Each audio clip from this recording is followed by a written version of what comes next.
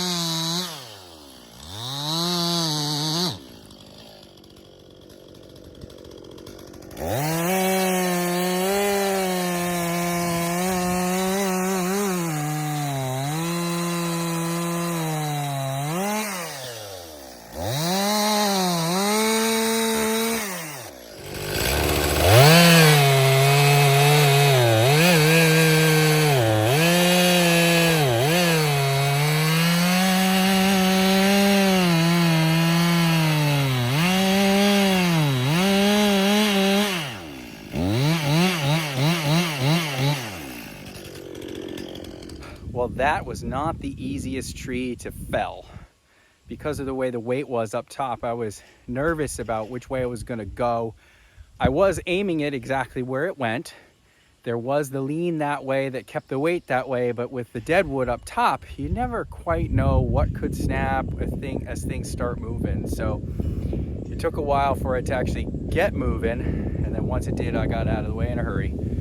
But it's safely down. Now we just need to get all of this rotten, ugly, most likely fungus infested wood out of here.